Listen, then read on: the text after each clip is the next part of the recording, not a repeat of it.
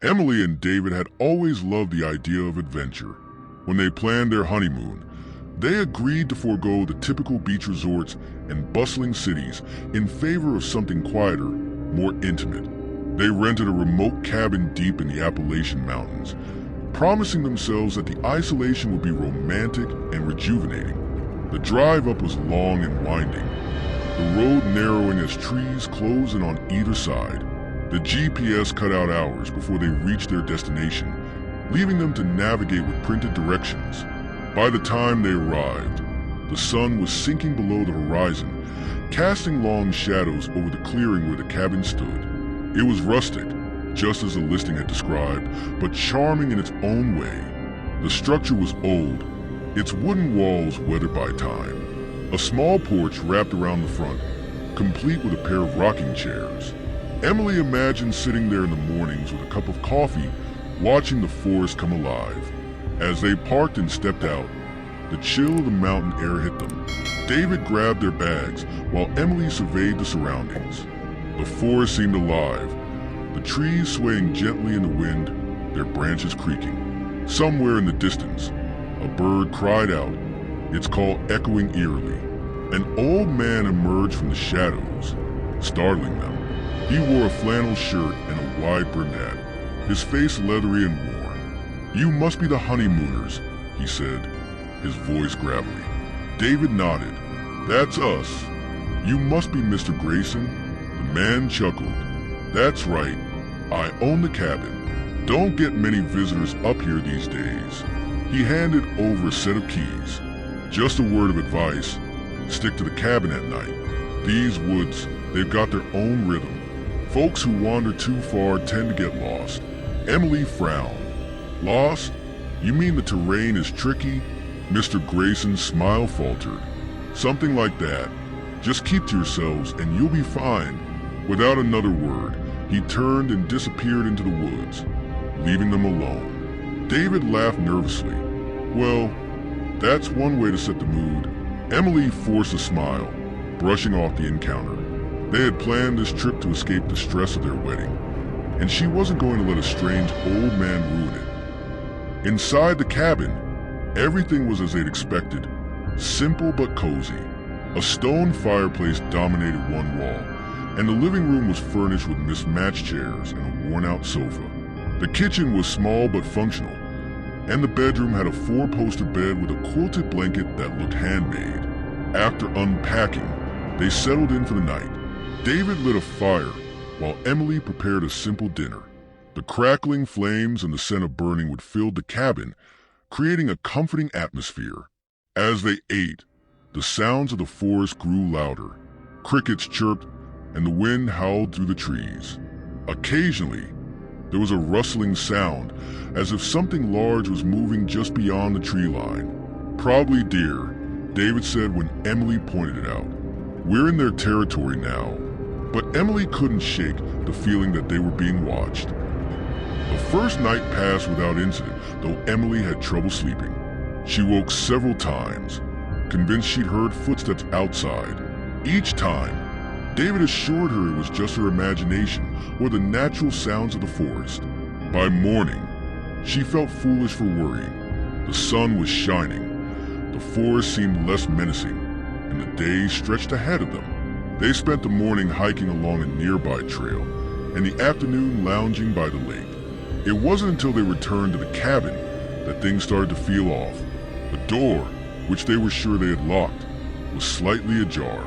Inside, nothing appeared to be disturbed, but the air felt heavy, as though someone had been there in their absence. "Maybe the wind blew it open," David suggested, though he didn't sound convinced.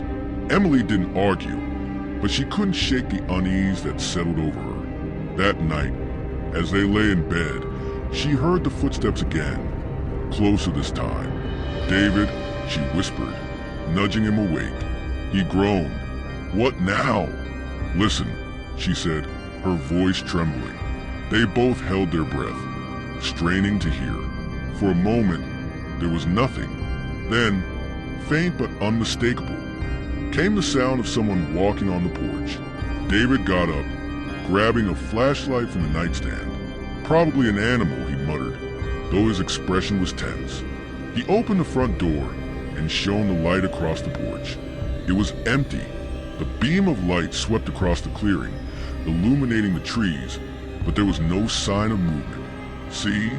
Nothing," he said, closing the door and locking it. Emily nodded, but her unease deepened. She was certain she'd heard footsteps, too heavy to belong to an animal. The following day, they decided to explore a different part of the forest, hoping to shake off the lingering tension.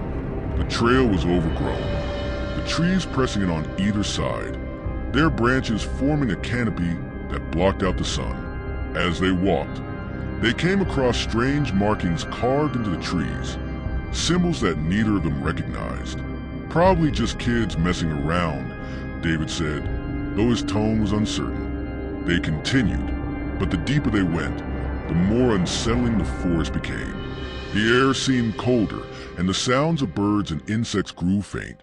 They stumbled upon what looked like an abandoned campsite, a torn tent, a rusted lantern, and scattered belongings left to decay. "Let's head back," Emily said, her voice shaky. David didn't argue. That night, the footsteps returned, louder and more insistent. This time, they were accompanied by a low, whispering sound that seemed to come from all around them. Emily clung to David, her heart pounding. "Someone's out there," she said. He grabbed the flashlight again and stepped onto the porch. The whispering stopped abruptly, leaving an oppressive silence in its wake. When he turned to go back inside, he froze. Scratched into the wood of the porch were the same symbols they'd seen in the forest. The nights grew worse. Each time the footsteps and whispers came, they seemed closer, more aggressive. Objects in the cabin began to move on their own, chairs shifting positions, the firewood pile collapsing without explanation. One morning, they woke to find the front door wide open, though neither of them remembered unlocking it. The symbols were now carved into the walls of the cabin, surrounding them. Desperate, they tried to leave, but the car wouldn't start. David checked under the hood and found the engine torn apart, as though by some enormous animal. "We're trapped," Emily said, her voice barely above a whisper. David didn't respond. He was staring at the tree line, where shadows seemed to move independently of the swaying branches. The final night was the worst. The footsteps and whispers gave way to banging on the walls, the sound echoing through the cabin. The lights flickered, and the air grew unbearably cold. Emily and David huddled together in the bedroom, clutching a fireplace poker and a kitchen knife. As the banging intensified, the whispers became voices, guttural and angry. "Leave," they growled. "You don't belong here." The bedroom door burst open, though no one was there. The shadows that spilled into the room were alive, writhing and clawing toward them. Emily screamed as the darkness enveloped them. When Mr. Grayson returned to the cabin weeks later, he found it empty. The car was still there, the cabin untouched, but there was no sign of the couple. The symbols carved into the walls had faded, but the whispers lingered in the air. And deep in the forest, among the trees, two new shadows moved silently, forever bound to the place they had dared to call home. Mr. Grayson, hardened by years of life in the mountains, didn't linger in the cabin for long. He recognized the signs immediately. This wasn't the first time visitors had disappeared. The symbols, though faint, sent a chill down his spine. He muttered a prayer under his breath, locking the cabin door behind him. As he walked back through the woods, he could feel the eyes of the forest on him, the oppressive weight of its secrets pressing down. The air seemed heavier, darker, as though the trees themselves resented his presence. He'd lived in these parts for decades, and though he rarely spoke of it, he knew the truth about the woods. People had always whispered about strange happenings, disappearances, voices in the night, and sightings of shadowy figures. Mr. Grayson had once tried to sell the cabin, but no buyer ever stayed interested for long. He'd stopped trying after the last family vanished. This time, though, the forest felt angrier, hungrier. The new couple, months passed, and the cabin remained empty, Mr. Grayson avoided it as much as he could, but the land was still his, and every so often, he ventured out to check on it. Each time, he found something new. A fresh scratch on the porch, strange symbols burned into the bark of nearby trees, and on one occasion, a faint trail of footprints leading into the forest. Footprints that started at the porch but never returned. One day, a young couple stopped by Mr. Grayson's house, eager to rent a cabin. They were city folk, all smiles and wide-eyed enthusiasm about getting away from it all. Mr. Grayson hesitated, but the couple insisted, promising to pay him generously. Against his better judgment, he handed over the keys, warning them to stay close to the cabin and avoid the woods at night. They never listened, he muttered to himself as they drove off, laughing and carefree. Emily and David hadn't been forgotten, though. They lingered in the woods, shadows of their former selves. At first, they didn't understand what had happened. They remembered the cabin, the banging on the walls, the darkness that swallowed them whole. But when they tried to leave, they found themselves tethered to the forest, unable to pass beyond its boundaries. They didn't need food or sleep anymore, but they felt the forest pull, its hunger. It whispered to them, filling their minds with its ancient, malevolent thoughts. Over time, they became part of it, their memories fading, their identities dissolving. They were no longer Emily and David. They were something else now.